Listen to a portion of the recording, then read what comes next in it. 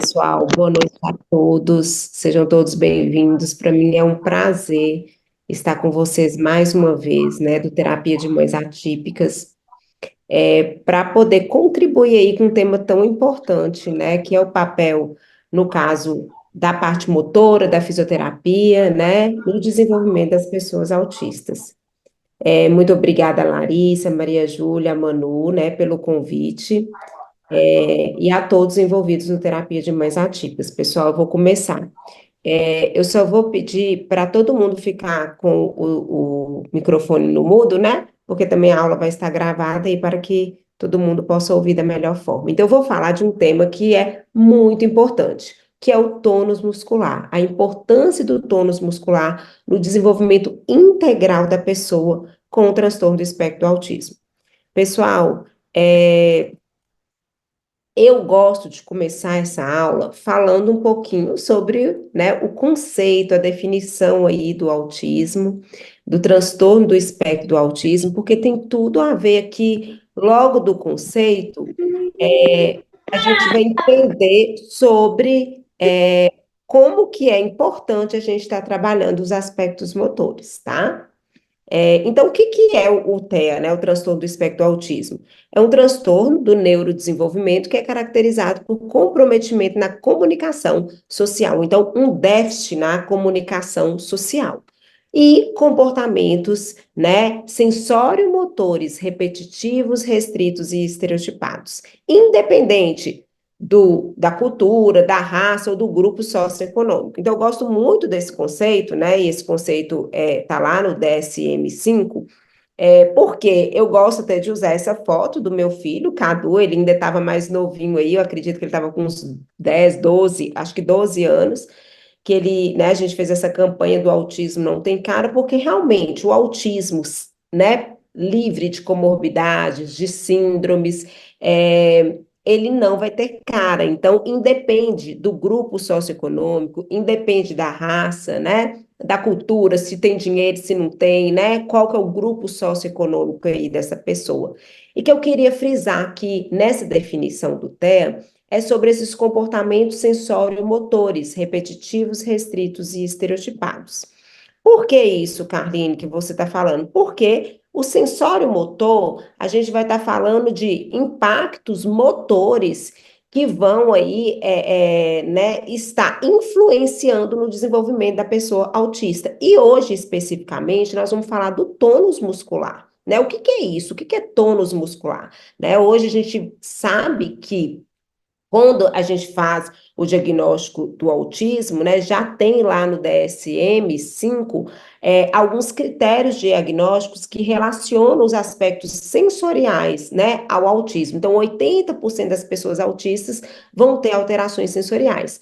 Ainda não está como critério diagnóstico os impactos motores, ainda, tá? Mas na revisão do DSM, né, está sendo proposto que os aspectos motores entrem também como critério diagnóstico. Mas os estudos científicos mostram que 83% das pessoas autistas vão ter alteração nesse tônus, tá, pessoal? E o quanto que esse tônus, eu vou mostrar aqui para vocês, o quanto que ele é importante para todas as outras habilidades. Então, eu vou começar falando para vocês o que que é tônus muscular, né? É um estado, pessoal, de tensão elástica que o músculo apresenta em repouso. Então, o que que eu vou explicar para vocês? Então, por exemplo, se você estiver paradinha e sem fazer nenhum movimento, você tem um tônus muscular. Então, é o estado que seu músculo está, né? Ele tem uma tensão ali para quê? Como se ele tivesse preparado para algo. Então, por exemplo, eu quero pegar esse copo aqui para me levar à boca. Se eu estiver paradinha, sem nenhum movimento, o meu tônus, ele vai estar num estado de tensão, já preparado que se eu quiser pegar esse copo, ele vai contrair. Então, isso que é o tônus, é uma tensão ali que é um estado de alerta do músculo para ele fazer o movimento, tá? E aí, esse estado de semicontração do músculo em repouso, então não precisa ser em movimento. É uma tensão leve dos músculos em estado de repouso e é involuntário. O que que é involuntário? Independe da nossa vontade, tá, pessoal? Então, não depende da nossa vontade a questão do tônus muscular, tá bom? E aí, eu trouxe aqui para vocês algumas imagens, espera aí que voltou, algumas imagens que vão remeter ao tônus, tá? Então, o que que é o tônus? O tônus é o estado onde uma criança vai brincar com a outra, ele tem que ter esse tônus preparado, esse estado de repouso preparado para ele começar a brincar. Outra coisa, uma criança aí tá mostrando, né, como que é, tipo assim, eu sou forte, então o tônus muscular ele tem a ver com a força, né? Então, quando você olha para uma pessoa que tem, por exemplo, um baixo tônus, você pode perceber ali, até mesmo no olhar, quem já é treinado, quem é um fisioterapeuta, quem é especialista, que essa pessoa pode ter um baixo tônus. Como que é visualizado esse tônus muito frequentemente? No bebê. Então, o bebê, ele nasce com um tônus muito rebaixado, né? Então, é um tônus que ainda vai se fortalecer, que vai ganhar força. Então, a gente vê aquela pele, né, mais molinha ali no bebê. Então, é mais ou menos isso que vocês devem visualizar. Mas aqui, essas imagens que eu trouxe para vocês, é para mostrar que o tônus tem a ver com tudo, com brincar, olha essa pessoa aí, o pai brincando com a criança, então o contato visual, então para manter o contato visual, está também relacionado com o tônus, tá? Aí outras crianças brincando de tinta, então tudo tem a ver com tônus. Então, a gente vai perceber que se esse tônus estiver alterado, essa pessoa ela não vai conseguir ter possibilidades aí de se desenvolver. Então, essas outras crianças aí também, né, brincando de cabo de guerra, porque elas têm um tônus adequado. Tá? Outras imagens que remetem aí à importância do tônus, né? Esse menino escrevendo, então, Carline, esse menino está escrevendo. Então, a escrita depende do tônus? Depende do tônus. Então, uma pessoa, para ela prestar atenção na escola, para ela poder escrever, ela vai ter que ter um tônus bom, né? Então, olha para você ver o tanto que aqui, só nesse início dessa aula, eu estou mostrando para vocês, através de imagens, o quanto que o tônus é importante, tá? E aí vem essa menininha, né, cochichando no ouvido, quer dizer, o tônus ele está relacionado com a comunicação, com a socialização, com a interação, que nós vamos falar também. E aí, pessoal, a gente vai falar um pouquinho sobre o tônus muscular alterado, que a gente vê muito aí, né, em pessoas autistas, e eu vou dar alguns exemplos como que a gente pode visualizar isso. Então, o tônus muscular, ele vai estar alterado, ele pode estar no estado para menos, que é a hipotonia. Então, quando o tônus muscular apresenta-se diminuído, levando a um prejuízo funcional. Então, essa musculatura, ela fica muito mole. Então, quando o tônus muscular está rebaixado, a gente vai ver, né, como se fosse aquele bebê que ainda está com aquela pele molinha que eu trouxe para vocês. E esse tônus mais rebaixado, né? Então, uma hipotonia vai causar o quê? Você vai ver fraqueza muscular, flacidez, uma hipotrofia e atrofia, diminuição dos reflexos, distúrbios da fala, diminuição da resistência para a atividade, uma postura incorreta. Então, gente, a gente tem que prestar atenção que o tônus ele está envolvido com todas essas questões. Então, uma pessoa, por exemplo, que trabalha com autismo, a gente que é mãe de autista, né, a gente tem sempre aquela questão assim, meu filho vai falar, né? Então, assim, ele não está falando ainda. Então, a gente tem que olhar para o tônus, até mesmo para esse tônus orofacial. Porque, né, geralmente as pessoas que têm um baixo tônus, elas podem ter uma boquinha mais aberta, né, um tônus mais rebaixado, uma postura mais caída. Então, eu trouxe aqui também algumas imagens de hipotônus para vocês visualizarem. Então,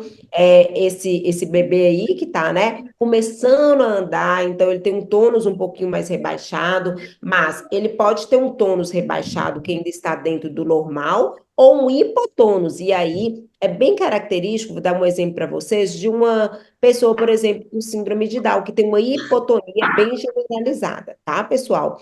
Nas pessoas autistas, a gente consegue ver essa hipotonia, né? Mas não precisa ser tão generalizado. Então, por exemplo, essa criança que está aí no tablet, então ela está com hipotônus postural, então uma dificuldade de manter essa postura. Então, a postura dela está rebaixada porque tem uma dificuldade, um baixo tônus postural. Essa outra imagem aí é uma criancinha que está sentando em W, né? Então, é muito comum no autismo também o sentar em W, e muitas vezes esse sentar em W é por conta da hipotonia, tá? Vamos seguir aqui para vocês entenderem mais imagens. Eu trouxe bastante imagens que eu acho que dá para visualizar melhor. Então, essa criança, quando ela só fica deitada, quer brincar deitada, ela não consegue se manter sentada. Então, geralmente é sinal de hipotonia. Então, quer dizer que esse tônus está rebaixado e ela não consegue ficar na postura sentada para brincar. Porque a maioria das crianças, né, das pessoas, elas vão ficar o quê? Sentadas, não é isso? Para poder brincar. Então, tem muitas pessoas autistas que vocês vão perceber que elas ficam a maior parte do tempo brincando deitada ou gostam muito de ficar deitada. Pode ser por uma hipotonia. Pode ser por outras questões também, tá, pessoal? Mas a gente tem que pensar nisso, pensar um pouco fora da caixa e falar: opa, vamos fazer uma avaliação para ver como que tá esse tônus, tá? Outra aí é o que eu falei para vocês, essa menininha dormindo com a boca aberta. Será que não tem uma hipotonia facial, né? Então, esses músculos aqui, orofaciais aqui do rosto, eles não estão rebaixados. E lembrando que uma hipotonia facial, ela vem de uma hipotonia global. Então, quando a gente tem uma hipotonia aqui no rosto, geralmente a gente vai ter também um hipotônus no corpo inteiro. E aí, esse outro menino aí que está na escola, mas ele não está conseguindo prestar atenção. Então, a gente vai perceber que o tônus ele tem a ver com a postura. Então, essa postura que a gente mantém, que a criança mantém ali para poder copiar do quadro, para levantar a cabeça e abaixar o tempo inteiro, ela tem que segurar esse pescoço, ela tem que conseguir fazer as rotações de pescoço, ela tem que conseguir estabilizar o tronco. E isso tem a ver com o tônus, tá? E aí também tem um outro estado do tônus, que é quando o tônus ele está para mais. Então, esse tônus muscular alterado, ele pode ser uma hipertonia. Então, ao invés de ser hipotonia para menos, ele está para mais. Então, é quando o tônus muscular está aumentado, levando também a um prejuízo funcional. Aí, já a musculatura lá no hipotônus, a musculatura ficava mole. Aqui, a musculatura fica rígida, tá, pessoal? Gente, eu vou pedir aí para poder colocar, por favor, no mudo, quem não conseguiu colocar, tá? Se Manu puder colocar aí, viu, Manu? Não sei se é você que é anfitriã. Então vamos lá. E aí, quais são os sinais, gente, de uma hipertonia? Resistência ao movimento passivo, eu vou explicar aqui para vocês através de imagens, rigidez, espasticidade, reflexos tendíneos aumentados e fraqueza muscular. Então, assim, é uma coisa que a gente viu lá na hipotonia, né? Então, a hipotonia, o músculo vai ficar fraco também. Aqui na hipertonia, então, uma coisa em comum da hipotonia e da hipertonia é que o músculo vai ficar fraco. Carline, como que eu visualizo isso? Por exemplo, na marcha atípica de ponta de pés.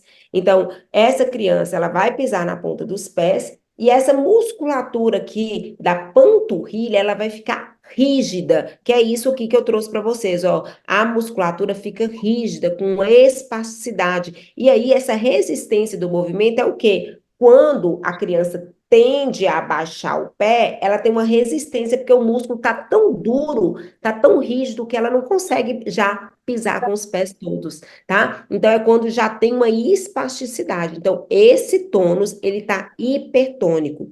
E aí, pessoal, o que eu falei para vocês da fraqueza muscular. Porque muitas vezes as pessoas pensam assim, nossa, a panturrilha dele tá durinha, né? Então, assim, parece que tá forte essa panturrilha. E, na verdade, não está forte. Então, esse músculo que está hipertônico, ele também está fraco. Então, quando a gente faz, por exemplo, uma intervenção numa marcha atípica de ponta de pés, a gente tem que alongar essa musculatura, a gente tem que trazer mais flexibilidade para ela, mas também a gente tem que fortalecer essa musculatura. Então, tem que conhecer sobre isso.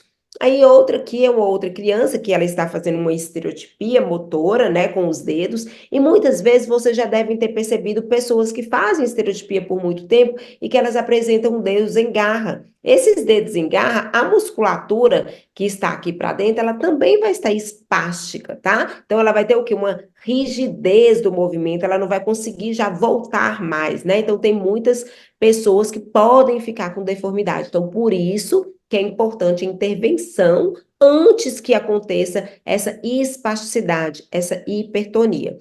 Assim como eu dei o exemplo para ficar mais claro para vocês da hipotonia, que é muito característica na pessoa com síndrome de Down, a hipertonia é muito característica em pacientes, por exemplo, com paralisia cerebral. Vocês já devem ter visto que eles ficam assim, ó, com o braço bem rígido. Você vai tentar esticar o braço, não consegue, né? Então é muito comum.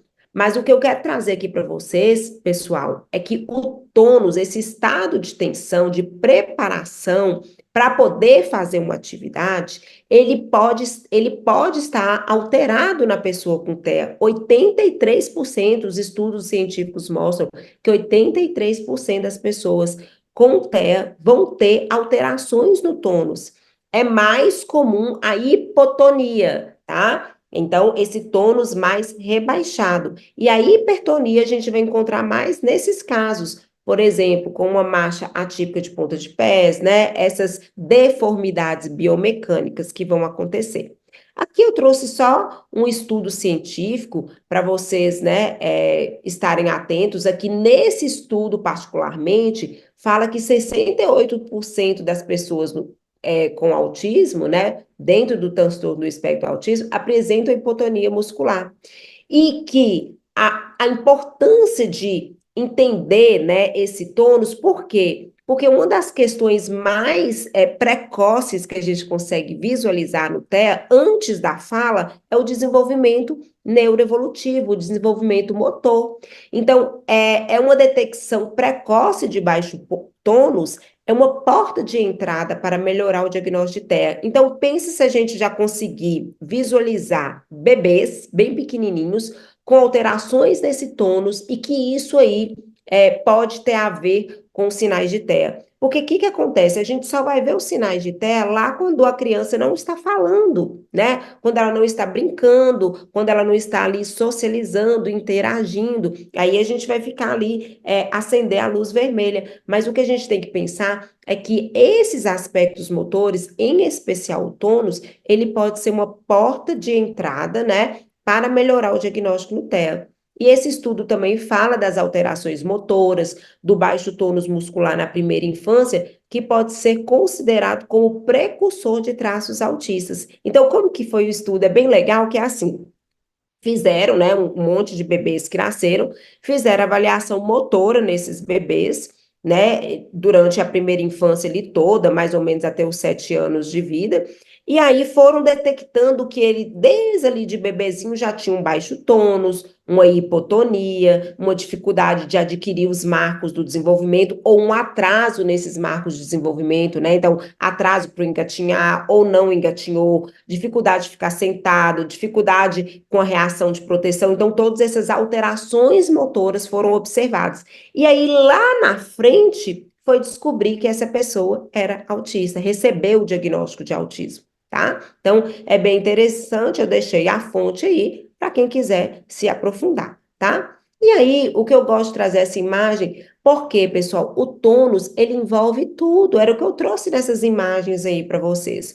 O tônus, ele envolve postura, né? Então, e não só postura no sentido de ficar com a postura bonita, de ficar elegante, mas envolve a postura diante da vida. Então, vamos prestar atenção numa pessoa que ela está depressiva. Então, uma pessoa que está depressiva, ela está mais cansada, ela quer ficar só deitada, ela não tem vitalidade para poder fazer movimentos. Então, quer dizer, nessa pessoa com depressão, o tônus também está rebaixado. Então, ela pode estar aí com uma hipotonia, com uma fraqueza muscular. Então, quanto que o tônus, ele envolve essa postura diante da vida. Então, quando você, para a gente pensar em atenção, concentração, então uma pessoa para um autista, para ele ele manter a atenção, contato visual, atenção compartilhada, ele tem que ter tônus, ele tem que ter uma postura, tá? Para poder fazer isso. Então, às vezes, muitas pessoas autistas têm dificuldade de contato visual e olham muito para baixo.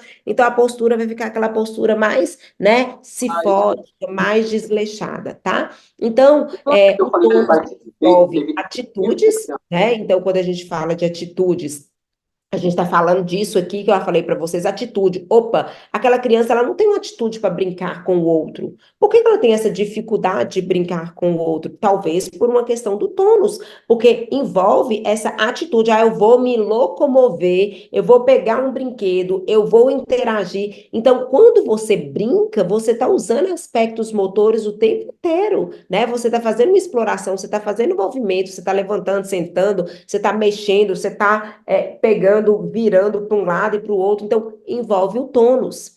O tônus também envolve mímicas, né? Então, eu estou aqui conversando com vocês, eu estou dando essa aula para vocês, e estou o tempo inteiro aqui fazendo gestos, né? Fazendo expressões faciais. Então, isso tem a ver com o tônus. E aí, para a pessoa autista, a gente tem que pensar, se ele tem dificuldade com mímicas, né, de reconhecer essas mímicas, tem dificuldade com esses movimentos orofaciais, o quanto que isso não vai impactar a fala, tá, pessoal?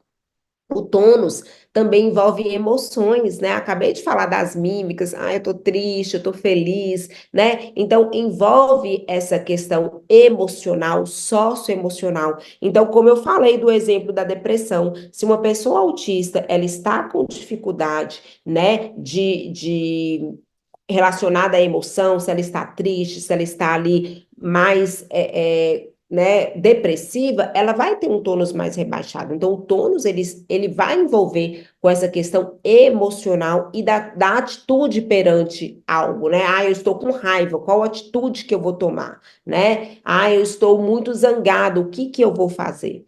E envolve a comunicação, como eu falei para vocês, né? Então, a gente tem que pensar que a comunicação não é fala ainda, né? E fora que o tônus, ele está intimamente ligado com a fala. Por quê? Porque a fala é um ato motor, né? Então, a gente vai falar, é o ato motor da fala. Então, é uma praxis fina. Então, quando a gente está falando, a gente está com aquele movimento mais refinado, que é bem difícil. E esse movimento refinado da praxis, da fala, ele vem de todo esse tônus do corpo, tá, pessoal? Mas a comunicação, ela vem antes da fala, que é o que eu tô falando para vocês. É o contato visual, que depende de uma postura, é a atenção compartilhada, que depende de uma rotação de tronco, tá? É também um gesto, né? Eu vou apontar, eu vou dar tchau, eu vou mandar um beijo, isso tudo é o quê? Envolve tônus. Então, para me dar um tchau, se eu não tenho tônus, se meu tônus está fraco, como é que eu vou conseguir dar tchau? Se eu não consigo apontar, talvez é por um baixo tônus, eu não consigo sustentar o meu braço e o meu tronco. Então, eu tenho um tônus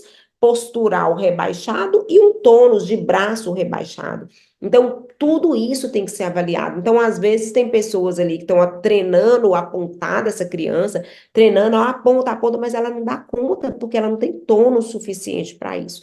Então, por isso que é importante essa aula aqui, para vocês ficarem atentos. Opa, meu filho não está conseguindo isso, ele não está prestando atenção na aula, aí fica só fazendo atividade, ó, porque ele tem que prestar atenção, e às vezes está relacionado com tônus, tá? E aí eu sempre gosto, em todas as aulas minhas, de trazer essa pirâmide do desenvolvimento, por quê? Porque a gente tem que pensar, pessoal, aqui em prioridades, né? O que que vem antes? Como eu estou falando aqui para vocês, antes da fala vem a comunicação.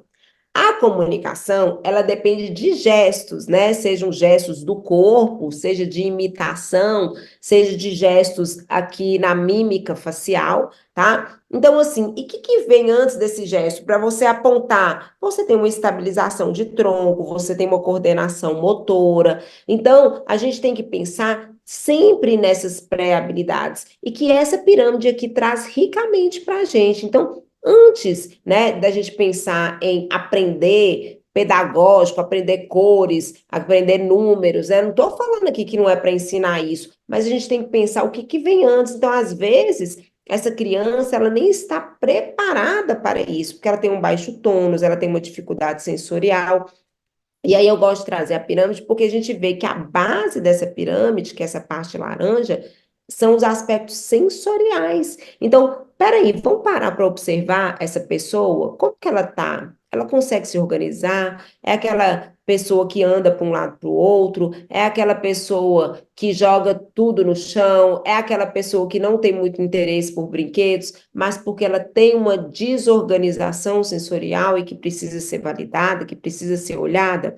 Ou ela tem muitas questões motoras envolvidas, como eu acabei de falar para vocês, como que está o tônus dessa pessoa, como que está a postura dela, né? Como que está o equilíbrio dessa pessoa, que às vezes ela tem uma instabilidade que ela não consegue e por isso ela está perdendo a oportunidade de socializar, tá? Então, gosto de trazer sempre essa pirâmide para a gente pensar sobre as prioridades e os blocos de construção, porque a gente tem que ir construindo como se fosse um tijolo em cima do outro. Não que a gente vai deixar de trabalhar uma coisa, mas a gente tem que pensar: opa, será que meu filho não está conseguindo escrever porque ele não tem um tônus bom? É mais ou menos por aí, tá?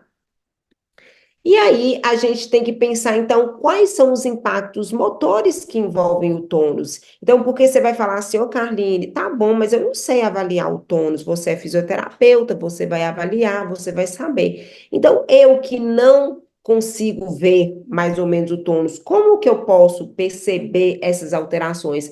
Percebendo se a criança, o adolescente, a pessoa adulta também, né? Se ela tem alguns impactos motores que estão envolvendo todos. Então, sentar em W, provavelmente essa pessoa tem uma hipotonia, tem uma dificuldade de tônus, pode ter até uma hipertonia em alguns músculos, porque se ela ficar muito tempo na posição sentada, vão ter músculos que vão encurtar demais, tá? Então, a gente tem que observar isso. Será que não é uma hipotonia postural? Ela não dá conta de manter, porque, gente, o que que acontece? No sentar em W, no sentar normal, você senta, vamos supor, perninhas de índio, e aí você tem que manter a sua coluna, então você tem que ter tônus para manter isso. No sentar de W, não, você alarga a base, então as suas pernas ficam na base, então você não precisa sustentar o seu tronco, então o tronco fica mais estável, então você não precisa ter muito tônus, então o sentar em W está associado, pode estar associado à hipotonia. Então, quando você fala assim, opa, meu filho senta em W,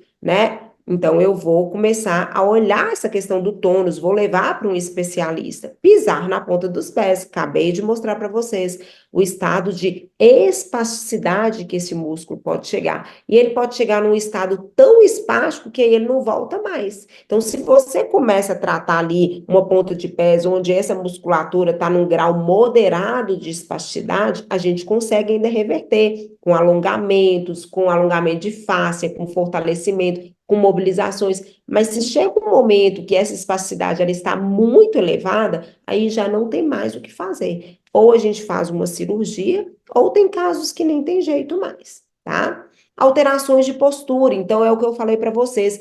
Seu filho fica deitado, mais deitado, ele despenca o corpo o tempo inteiro, ele não consegue prestar atenção na escola, fica querendo ficar mais deitado na mesa. Então, vamos observar isso. Ou então, mesmo quando você observa seu adolescente, tá com a postura assim, aquela postura mais desleixada, não é uma postura mais vistosa, né? Mais harmoniosa, vamos avaliar.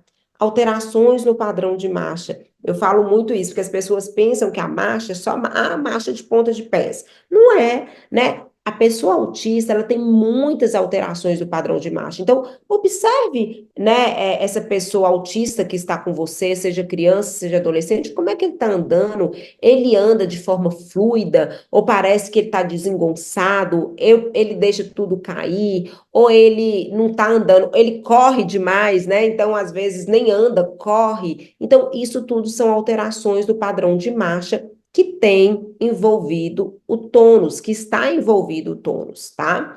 Dificuldade de coordenação motora grossa e fina. Então, às vezes, não consegue, né, pegar alguma coisa, como eu falei, deixa tudo cair. Ai, meu filho é muito estabanado, ele esbarra nas coisas, ele deixa cair, ele pega um copo e deixa cair, tá?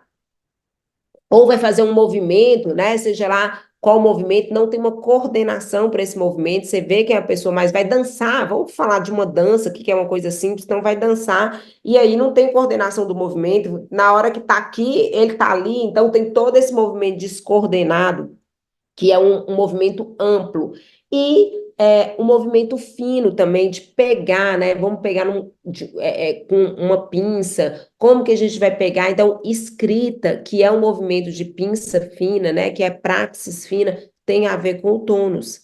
Então, uma pessoa, uma criança que tem dificuldade de imitação postural, imitação manual, então, imitação orofacial, a gente pensa assim, hoje, né, das atividades que são muito passadas para as pessoas autistas é o treino de imitação. Então, faz igual, bate palma, levanta o braço, faz algo motor, então me imita. Então, até mesmo aquelas musiquinhas, mão na cabeça, mão na cintura, ou então cabeça, ombro, joelho e pé. Opa, essa criança não dá conta de fazer isso, porque ela não tem coordenação motora, ou ela tem uma dificuldade de imitação, então ela não imita porque talvez ela não tenha esses movimentos amplos, né? E mesmo imitação orofacial. Então, você pede para a pessoa fazer esses movimentos e ela não dá conta, vamos avaliar o tônus também. Dificuldade de esquema corporal e imagem corporal. Então, aquela pessoa autista que tem dificuldade em se reconhecer, ou mesmo reconhecer as partes do corpo. Cadê minha mão direita? Cadê minha perna esquerda? Cadê minha orelha esquerda? Então, ela tem essa dificuldade. Ou ela tem dificuldade em se reconhecer. Porque o esquema corporal é quando a gente reconhece as partes do corpo e a função dessas partes.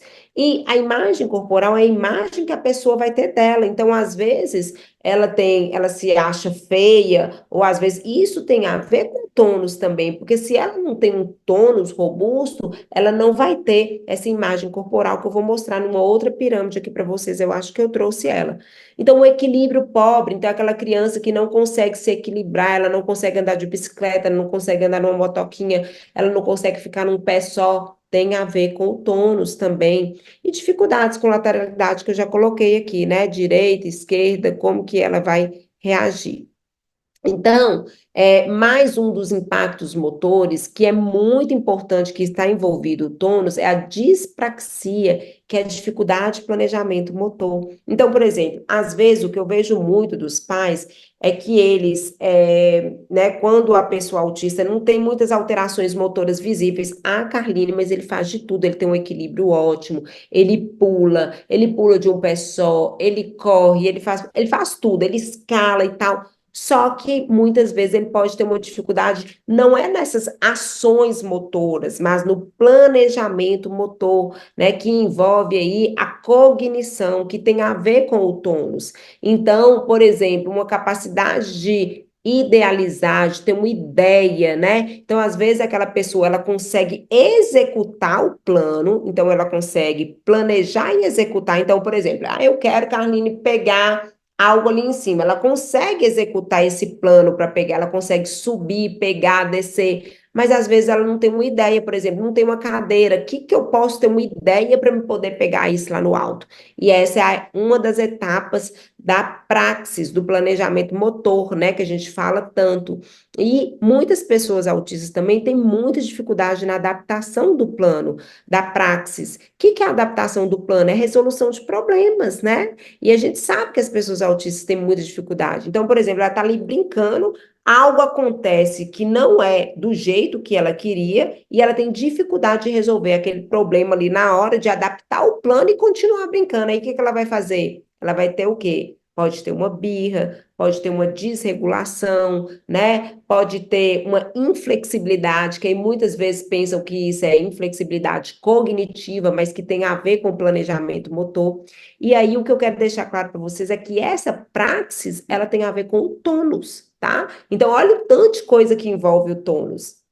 Estereotipias motoras. Então, uma pessoa, por exemplo, que está fazendo muito flap, que está andando na ponta dos pés, que está correndo para lá e para cá, às vezes ela não tem uma consciência do corpo dela no espaço, e essa consciência corporal, ela tem a ver com o tônus.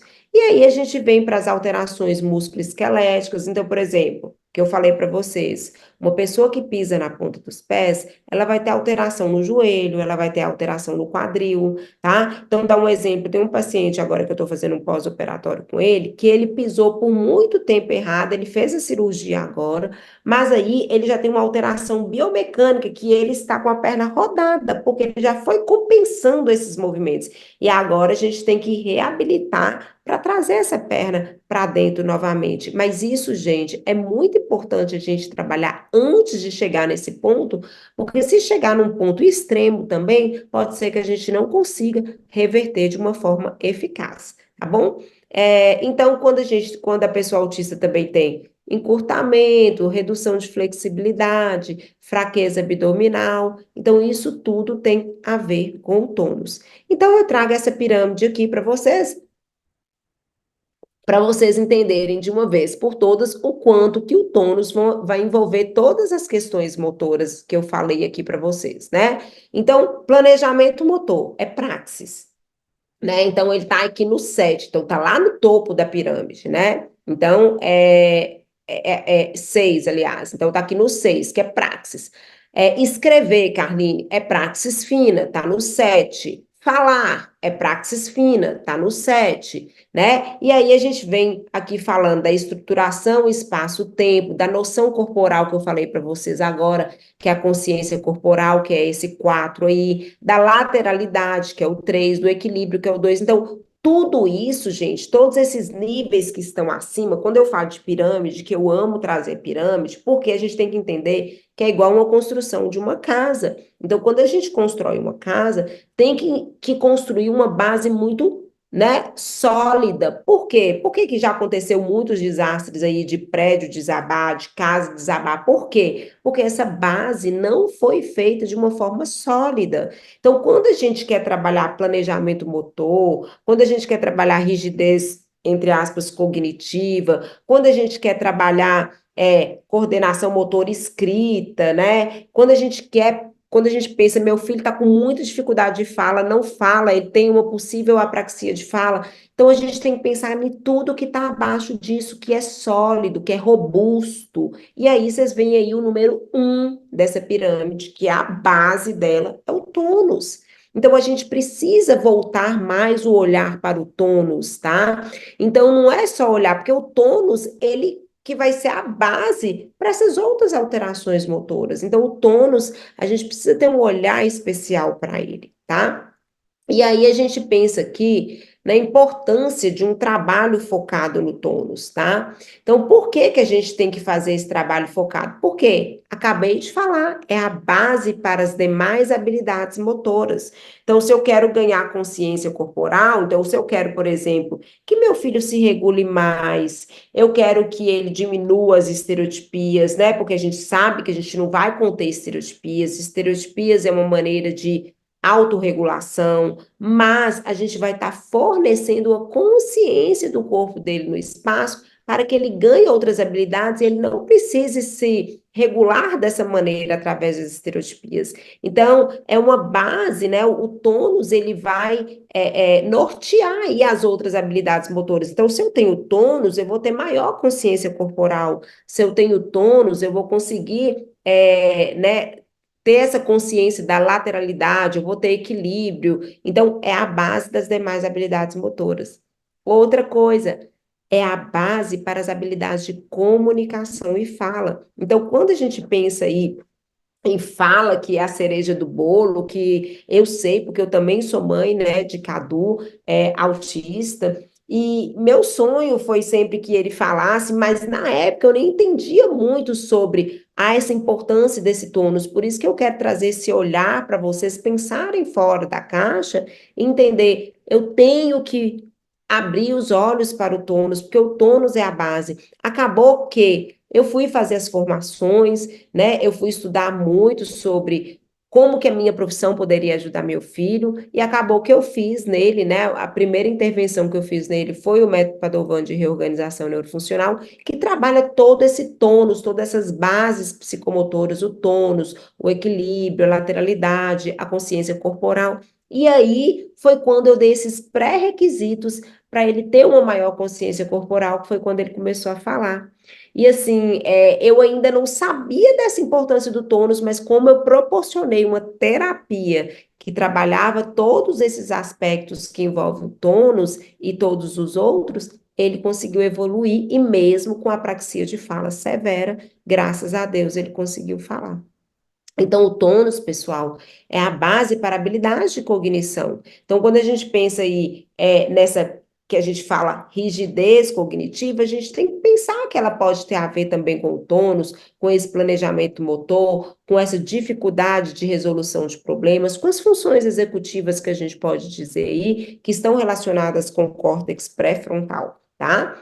É a base para a resolução de problemas, acabei de falar, né? Então, se o tônus ele está ali na base, a gente precisa tornar essa base robusta, sólida, para que a gente consiga ter resolução de problemas. E eu vou falar para vocês, muitas pessoas autistas, elas têm muita rigidez, muito apego à rotina, quer muito o mesmo brinquedo, ou quer mesmo o mesmo desenho, às vezes por não saber resolver problemas, né? E quando eu falo resolução de problemas, não é resolução de problemas somente com o corpo, não. Porque resolução de problemas com o corpo é mais fácil, gente. Por exemplo, igual eu acabei de falar para vocês, eu quero um biscoito que está em cima da geladeira. Essa é uma resolução de problemas com o corpo. Então, posso pegar uma cadeira, subir e pegar meu biscoito. Muitas pessoas autistas fazem isso. Mas ele tem resolução de problemas. Ele resolveu, pegou a cadeira e subiu. Isso é resolução de problemas com o corpo para obter algo que é muito uma necessidade fisiológica dele.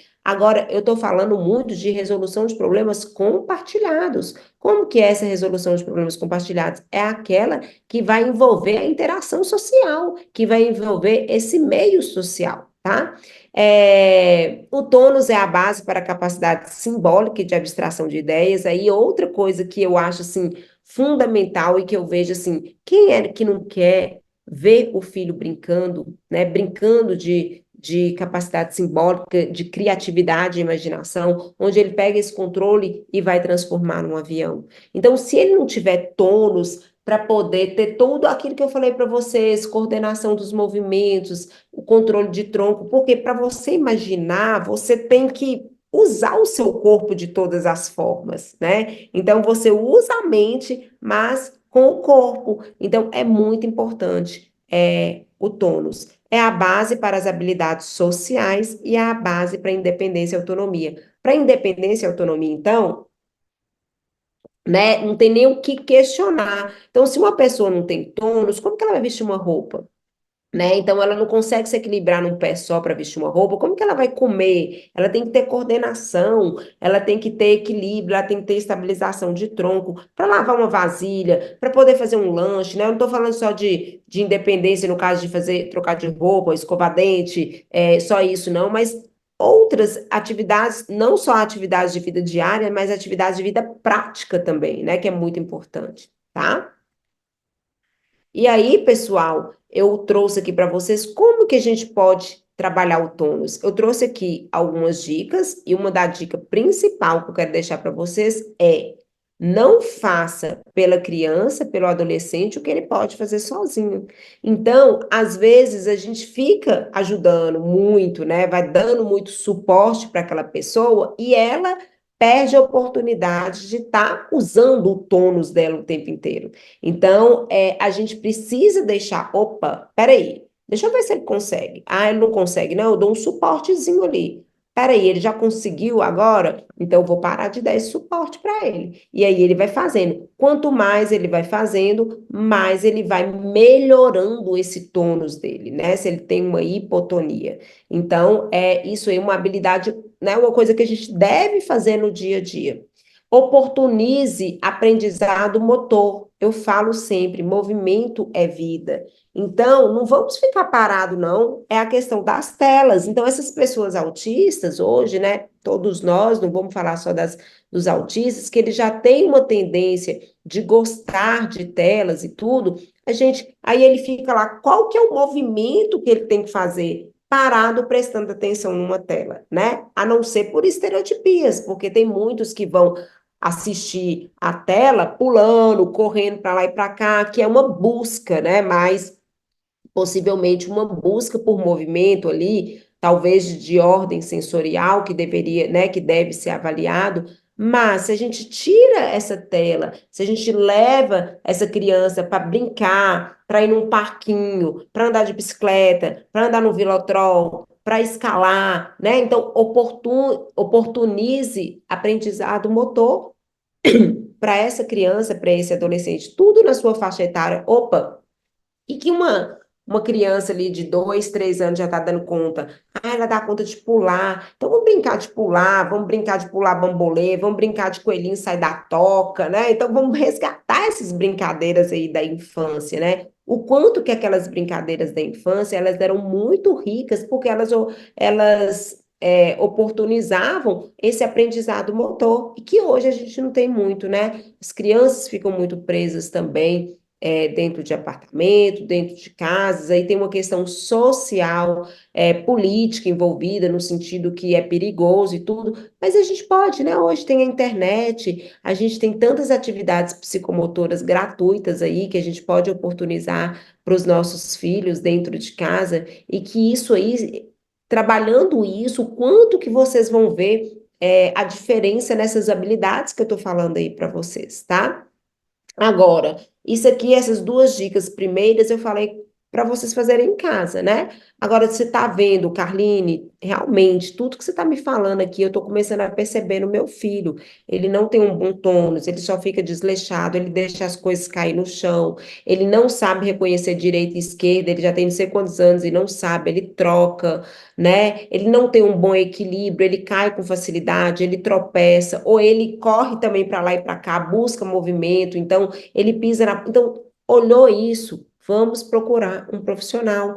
Quais são os profissionais que atuam com o tônus, que atuam com a parte dos aspectos motores?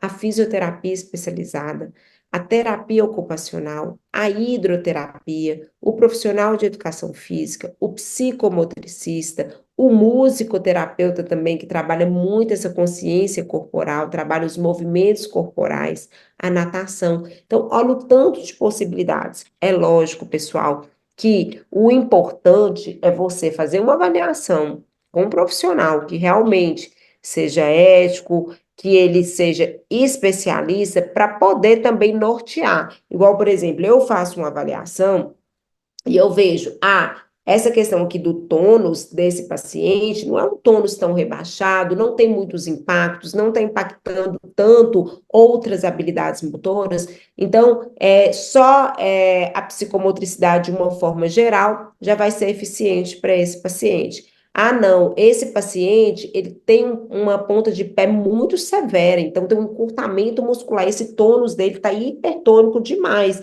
Então, quem que eu vou precisar aqui? O fisioterapeuta, porque o fisioterapeuta que entende de alongamento, de fortalecimento dessa musculatura, né? De todas essas questões motoras envolvidas. Então, assim, a gente precisa entender qual o profissional que vai estar mais habilitado para cada um, né, dessas questões, mas importante saber que são esses profissionais, né? Então, você tem um terapeuta ocupacional que atende seu filho, você pode falar assim, olha, eu assisti, eu vi isso sobre o tônus, o que que você acha? Meu filho precisa fazer fisioterapia? Ou você acha que só aqui com o trabalho com a terapia ocupacional já é suficiente? O profissional que é bom, que é qualificado, ele vai saber avaliar e vai saber ou te orientar para ir para esses demais profissionais ou ficar só na terapia ocupacional.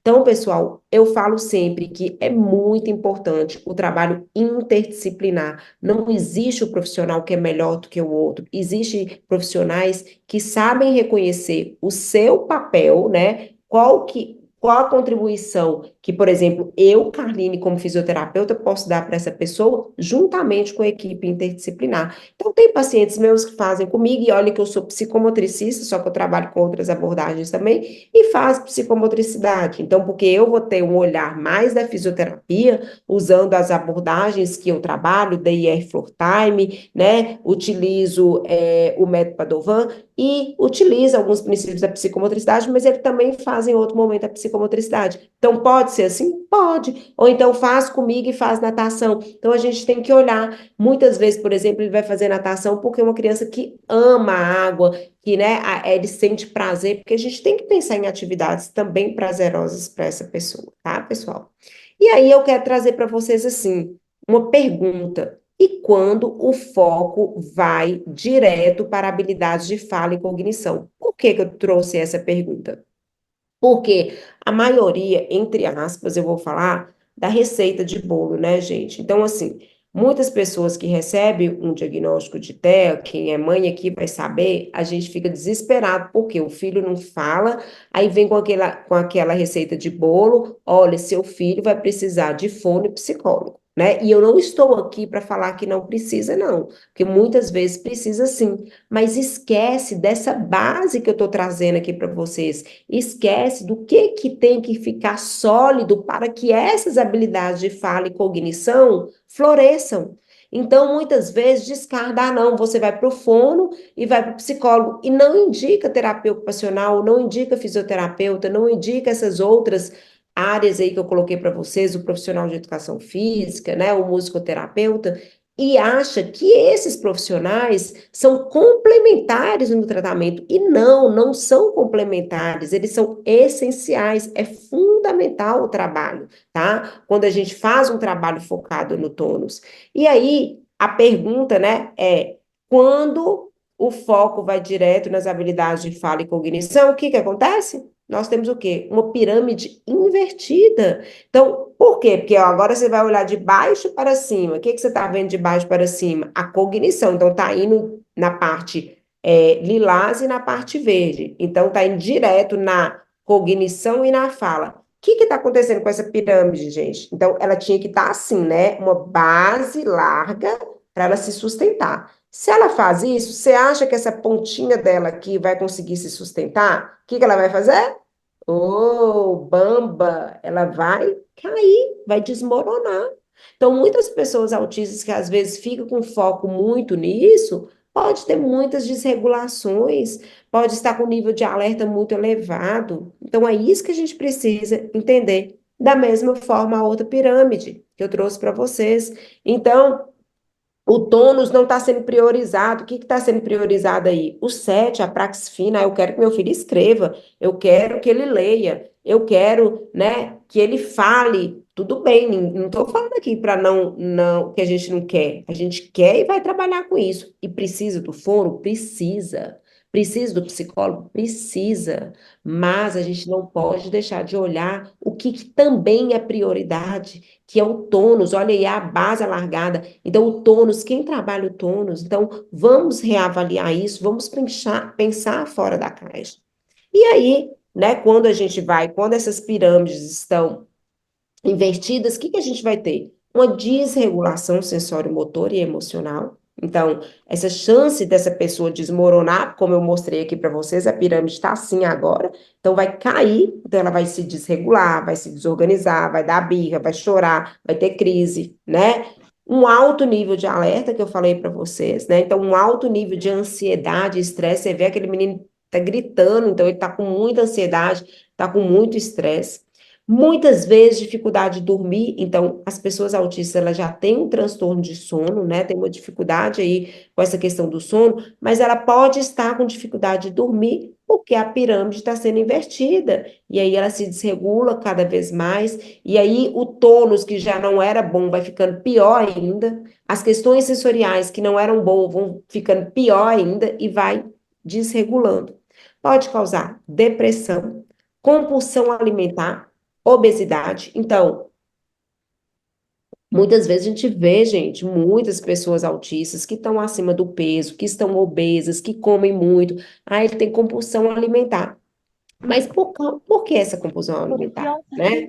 Qual que é a causa dessa compulsão alimentar? É uma ansiedade, né? E essa ansiedade vem de onde? Aí a gente pensa que a ansiedade é só uma questão cognitiva também, né? Então a gente tem que pensar, tá, peraí, mas essa ansiedade vem de quê? Né? Será que esse nível de alerta dessa pessoa não está muito elevado? Será que aquela atividade que ele está trabalhando, né, de fala, está tentando falar, fazendo exercício, fazendo, não estou falando aqui que não é para fazer, mas está fazendo, só que o corpo não está. Por quê? Nós estamos aqui na praxis fina, né? Boca. E aí, vamos supor, vou dar um exemplo aqui de técnica de prompt, que é super indicada e tem que fazer. Não estou falando que não tem, não, gente. Mas às vezes só tá lá.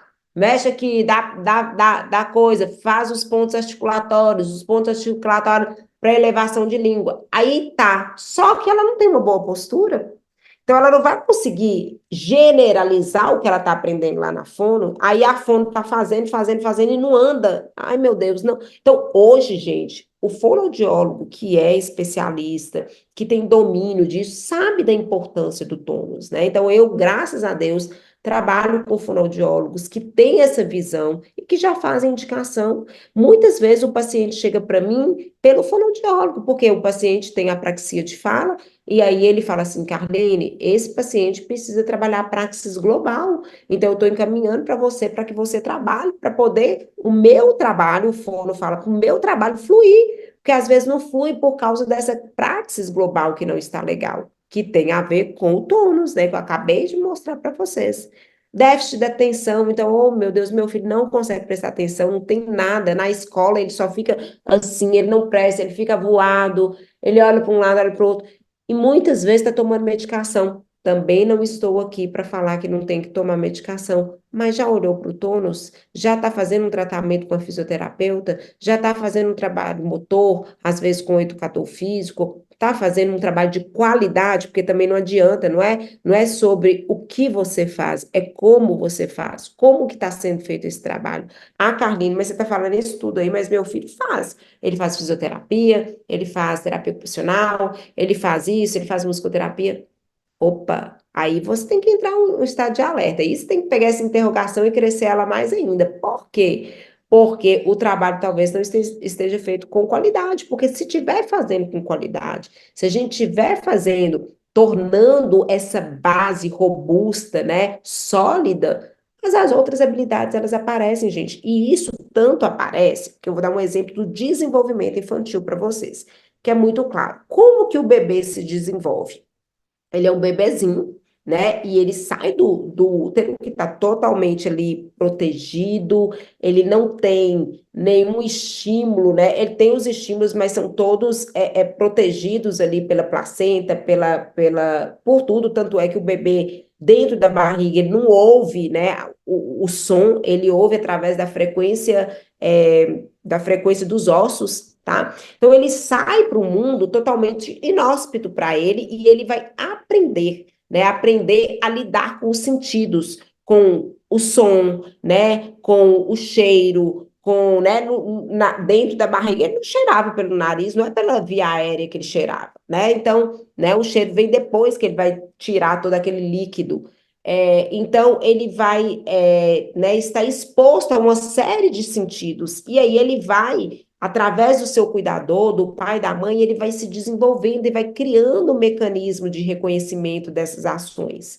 E no primeiro ano de vida, que o bebê vai se desenvolver? A parte sensório-motora. Então, ele vai começar a desenvolver através do rolar, rastejar, engatinhar, ficar de pé, tudo esses aspectos motores. Quando ele está fazendo isso no seu desenvolvimento, pessoal, ele está ganhando tônus. Então, lembra que eu falei lá no início da aula que o tônus do bebê, né, é um tônus, né, primeiro começa com tônus um pouco rígido por conta ali dos reflexos, depois ele vai e fica mais molinho, aí é aquele hipotônus característico do bebê, e depois ele vai ganhando tônus, ele vai ganhando robustez, até que ele consegue vencer a gravidade, ficar de pé e andar. Então, o quanto que é importante. Então, como que é que esse bebê naturalmente conseguiu desenvolver esse tônus? Através dos movimentos. E isso vai acontecer também com a pessoa que tem o déficit, por exemplo, a pessoa autista. Então, a pessoa autista, a gente precisa dar esse estímulo motor para ele. E isso tem que ser de qualidade, né? E aqui, por último, prejuízo no aprendizado. Então, prejuízo na fala, prejuízo na atenção, prejuízo no aprendizado acadêmico. Então, essa inversão da pirâmide causa tudo isso aqui. E o tratamento integral da pessoa com TEA? O que é o tratamento integral? É pensando no indivíduo como um todo, né? Então, aqui tá ok. Quando a gente pensa no tratamento integral da pessoa com TEA, o que a gente vai fazer? E quando fazemos um trabalho integral com a pessoa com TEA, na pessoa com TEA? E quando focamos na base sensório-motora e no tônus, como pré-requisito para o desenvolvimento integral da pessoa com TEA, juntamente com a equipe interdisciplinar. O que acontece? Né? Então, vamos pensar aqui, o que acontece? Esses são os resultados, tá? A gente acerta o alvo. Então, quando a gente, voltando, quando a gente faz um tratamento integral da pessoa com TEA, o que a gente faz? Quando focamos na base sensório-motora e no tônus como um pré-requisito para o desenvolvimento total dele, né, juntamente com a equipe interdisciplinar, a gente vai acertar o alvo, que são esses resultados aqui. Mas a gente tem que eleger prioridades. Então, o que a gente tem que fazer? Focar na individualidade da pessoa com TEA. Pessoal, cada pessoa é única e individual. Então, a gente tem que conhecer essa pessoa. Eu estou dando um geralzão aqui para você sobre a importância do tônus e como reconhecer o tônus. Mas você que está assistindo essa aula, que é mãe, que é pai, que é cuidador, que é profissional, que vai começar a olhar, por exemplo, você que está assistindo aqui que é um psicólogo, às vezes você que é um fonoaudiólogo que não entendia, você vai olhar agora para essa criança e falar, poxa, aquelas coisas que Carlinhos me falou. Então, né, eu vou olhar aqui para essa pessoa que está aqui na minha frente e vou tentar ver como que ela é, né? O que está impactando esse desenvolvimento dela? E aí, se necessário, pedir ajuda, né? Então, se a pessoa é fono, pede ajuda para um fisioterapeuta da equipe, ou pede para outro, ou vai estudar, né? Eu dou muitos cursos e eu, graças a Deus, tenho outras pessoas de outra área, porque quer conhecer, igual eu conheço, igual eu fiz curso de gestão de comportamentos. Eu não sou psicóloga, eu não vou, mas eu preciso atuar com o comportamento da minha criança. Eu fiz, né, cursos de comunicação aumentativa, cursos da parte de fonoaudiologia, mas eu vou atender como fonoaudiólogo? Não, mas eu preciso ali ajudar esse indivíduo na sua individualidade, né? Então, eu preciso ajudar essa pessoa. Então, eu preciso ter um conhecimento amplo, né, para potencializar esse desenvolvimento. Então, a gente tem que olhar a saúde, né? Então, como é que está essa saúde? Está impactando esse tônus?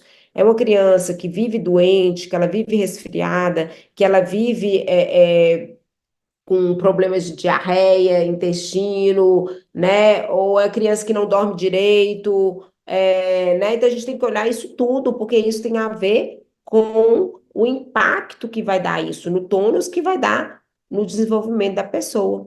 O perfil sensorial, que aí é óbvio, o perfil motor, a família, o ambiente, focar nas potencialidades, vínculo afetivo e conexão. O que é isso aqui tudo junto, gente? É que a gente tem que pensar nessa pessoa de forma individual, então olhar isso tudo, né? Então, por exemplo, essa pessoa que você vai trabalhar, se for seu filho, você vai olhar sua dinâmica familiar. Se for um profissional, tem que olhar essa dinâmica familiar, respeitar essa dinâmica familiar, porque é através dessa dinâmica familiar que você vai conquistar, que você vai ganhar essa pessoa, olhar o ambiente dessa pessoa, esse ambiente, ele está muito estressor, está um ambiente que está cheio de estímulos que não estão priorizando essa base, esses estímulos estão aversivos, esses estímulos estão promovendo um nível de alerta alto e promovendo ansiedade nessa pessoa autista, como que ela vai se desenvolver? Então, a gente está falando aqui do tônus como base para o desenvolvimento integral,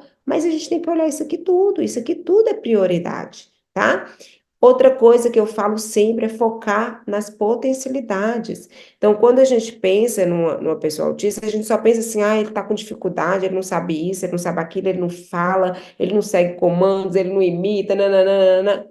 Tipo, opa, o que ele é bom, né? Qual que é a potencialidade dele? Ou seja, o hiperfoco dele, a gente tem que usar isso ao nosso favor, porque a gente fala, a gente usa isso para ganhar aquele indivíduo para que a gente possa subir na escada do desenvolvimento. Então, eu vejo muitas pessoas, vou tirar esse hiperfoco, tá muito ruim, tá prejudicial. Prejudicial para quem? Às vezes, é ali o terapeuta que não está conseguindo fazer o manejo adequado para poder fazer essa criança, esse adolescente subir na escada do desenvolvimento. E outra coisa que eu falo que é sempre importante é o vínculo afetivo e a conexão, gente. Então, quando a gente trabalha, seja um trabalho focado no tônus, seja um trabalho focado na fala, seja um trabalho, qualquer trabalho, se não houver conexão, emoção, o sistema límbico não está ativado. Então, esse aprendizado ele não vai ser eficaz. Então, a gente precisa promover aprendizados mais eficazes, né? Para ficar ali registrado. Porque muitas pessoas autistas, o que estão acontecendo hoje? Eu fico assim muito angustiada com isso. Aprende. Vai lá para 500 mil terapia, faz, aprende, mas não generaliza. Muitas vezes, porque está fazendo ali, talvez por um reforçador que é usado ali naquele momento, mas não está tendo conexão prazerosa, não está tendo vínculo, e isso não vai para a vida. Então, a gente tem que pensar como um todo. E aí, quando a gente pensa nesse desenvolvimento integral da pessoa, a gente tem que pensar nisso tudo aqui que é prioridade. E quando a gente pensa nesse tônus, quando a gente prioriza o tônus, quando a gente prioriza, eu vou voltar aqui só para vocês verem, essa base aqui é uma base robusta, né, sem buracos. Então, assim, aquela pessoa que, né, tem um tônus que ela vai conseguir desenvolver nas outras habilidades, é o que a gente vai conseguir aqui, né, os resultados. Então, quais os resultados que a gente vai conseguir? Regulação dessa pessoa. Ela vai estar mais regulada de forma sensório, motor e emocional. Vai melhorar as habilidades sensoriais. Então, quando eu trabalho tônus, isso aqui é quando eu trabalho tônus. O que que eu vou conseguir com o resultado quando você trabalha o tônus? Eu vou conseguir melhora das habilidades sensoriais e motoras, eu vou conseguir uma melhora no foco e na atenção, eu vou conseguir melhora nas habilidades de comunicação, melhora nas habilidades de fala, melhora com os comportamentos social, melhora no sono, melhora na independência e autonomia, melhora nas habilidades socioemocionais. Então, olha como que isso é rico, gente. Então, assim, o quanto de resultados que a gente consegue fazer, né? A gente ter, aliás, desculpa, o quanto de resultados que a gente consegue ter se a gente focar na base, no tônus, né, como prioridade para que as outras. E aqui, quando eu falo, sempre eu falo de um trabalho interdisciplinar. Não estou falando de prioridade no sentido, eu tenho que deixar um para fazer o outro. Não, o ideal é fazer tudo e esse trabalho seja feito em equipe, interdisciplinar. Mas muitas vezes, Carline, mas você está falando isso, mas eu não dou conta de pagar tudo. Eu preciso pagar o fono. Gente, um fono que é especialista, um fono que sabe disso aqui que eu estou falando, e vocês aqui que estão adquirindo esse conhecimento também vão ter né, um embasamento para conversar com essa pessoa. Ele, se for realmente prioridade, ele vai falar assim: olha. Não tem como eu trabalhar aqui se o corpo está desorganizado. Eu mesmo já vi isso de fonos que encaminham o paciente para mim, Carline, esse paciente que não pode pagar a minha terapia e a sua. Eu prefiro que ele fique com você aí um tempo para depois voltar para mim. Mas o ideal é o quê? Que a gente faz, que todos fazemos em conjunto. Eu estou trabalhando o corpo, eu estou dando todo esse tônus global para essa pessoa, estou melhorando o tônus postural, estou melhorando o tônus cervical para que ela consiga fazer o contato visual, a atenção compartilhada. Estou melhorando essa estabilidade do tronco, né, e da coluna para ela ter melhores funções reflexos vegetativas orais, que são as funções de respiração, sucção, mastigação, deglutição. Então, pense uma pessoa que fica assim o tempo inteiro. Como que vai ser a deglutição dela? Pensa uma pessoa que fica assim, como que vai ser a respiração dela, tá? Então, as funções reflexos vegetativas orais, elas estão intimamente relacionadas com o tônus, tá, pessoal? Então, é isso. Aí eu vou trazer só umas dicas aqui para vocês para a gente finalizar. Não inverta a pirâmide. Acabei de falar para vocês. Pirâmide normal, ela vai ter o quê? Uma base sólida. Pirâmide invertida vai ter o quê? Desmoronar. Valorize o processo. Então, assim, não é sobre, Carlinhos, eu quero que ele fale. Qual que é o processo para ele falar? Quais são as etapas antes da fala? Então, valorize cada etapa. Nossa, ele está conseguindo isso. Ótimo, ele está conseguindo isso, vamos focar nisso. Não fica focando, tipo assim, às vezes a criança até fala, mas você fica assim, fala isso aqui, ó. Copo. copo, fala amarelo, amarelo, fala e aí vai. Ah, aí a criança fica falando ali porque você está pedindo, mas ele não tem espontaneidade nessa fala. Mas por quê? Porque ela não está pronta ainda. Essa musculatura não está pronta, ela repete.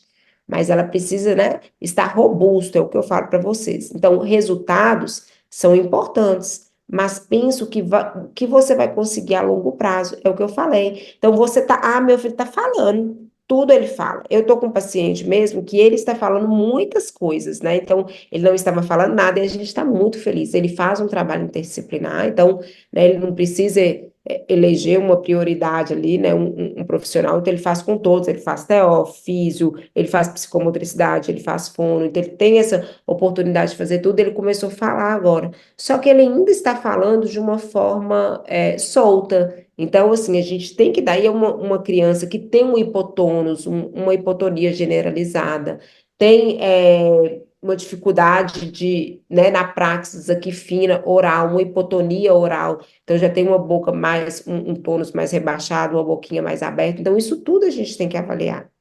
Solidifique níveis mais baixos para ganhar níveis mais altos. Então, é o que eu acabei de falar para vocês.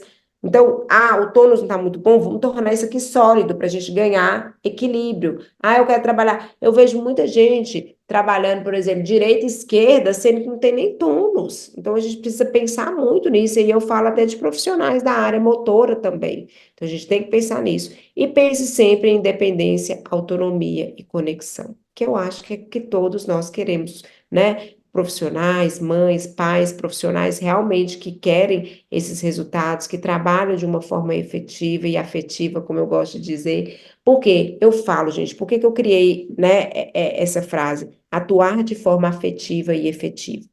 Porque efetiva é baseada em evidência, é o que dá resultado, que a gente vai conseguir, mas esse resultado, ele tem etapas a seguir, como eu falei para vocês aqui, valorizando o processo. E afetiva, porque não adianta aquela pessoa que tem maior conhecimento do mundo, que estuda, que está tudo baseado na ciência, mas que não tem conexão, que não tem o sistema límbico, que não tem amor, que não tem afeto, que não consiga se conectar com essa pessoa, né? Então, assim, é um equilíbrio, eu falo, é um equilíbrio. A gente tem que saber fazer trabalho baseado em evidência e com conexão, com afeto, com amor, né? Então, é isso que a gente precisa entender. Era isso que eu trouxe para vocês hoje, da importância do tônus aí para o desenvolvimento integral da pessoa com TEA, né? Esses aqui são os meus contatos. Quem quiser me chamar, tirar alguma dúvida, esclarecer, eu estou à disposição. É um prazer para mim. Eu entrei de cabeça, sou mãe de autista, esse é Cadu, né? E eu entrei porque eu quero, assim, tudo que meu filho não teve, eu quero poder proporcionar para quem hoje, né, pode me ouvir, pode conversar comigo. Então, quem eu puder auxiliar, eu vou ficar muito grata. Então, eu fico muito feliz mais uma vez, deixar aqui meus agradecimentos às, ao grupo de terapias de mães atípicas por realizar esse, né, esse congresso, o SOS Autismo, né, que é como se fosse um congresso também, para levar esse conhecimento aí que eu acho que pode agregar muito. Muito obrigada, doutora. Foi uma aula esclarecedora. Nós saímos daqui dessa aula com várias ideias, várias dinâmicas com os nossos filhos. Você disse que nós podemos procurar, então, sabendo que nós vamos procurar mesmo, vamos querer saber um pouco Sim, mais. Então, foi uma aula muito dinâmica, sensacional. A sua maneira de nos proporcionar esse conhecimento. Então, eu super convido o pessoal a seguir no Instagram, a seguir nas redes sociais.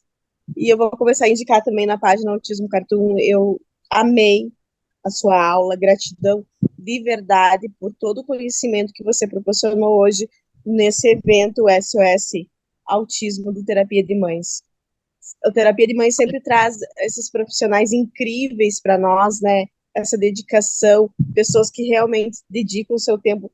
Eu fiquei muito emocionada em algumas bases, assim, de pensar também como você passou para nós agora esse conhecimento, procurar conhecimento não só numa área, mas em todas as áreas, que é o que eu busco também com os meus dois filhos. Eu tenho dois filhos, o Juan, que tem um autismo leve, também nível 1, né, agora de suporte, com TDAH, e o Anthony, que foi o primeiro que eu diagnostiquei aos 2 anos de idade, também nível 1, suporte. Então, para mim, foi maravilhoso, esclarecedora a tua aula.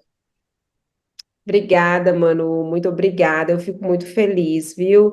Eu agradeço cada um de vocês. É o que eu falei, né? Eu até deixei meu Instagram no chat, @Carline Nogueira, porque eu acho que a gente está aqui é para trocar, né? Eu também sou mãe, eu me tornei realmente profissional, né? E me especializei na época que a gente não tinha muitos profissionais especialistas, então realmente eu tive que correr atrás. Mas eu fico muito feliz. Eu falo que Deus capacita, né, aqueles que eles querem. E foi isso que aconteceu comigo. E eu fico muito grata de poder ajudar. Um beijo para a Dani, que está aí também, né? Dani é uma querida aí também. Já compartilhei com ela, fiz live. Então, muito obrigada a cada um de vocês que estão aqui.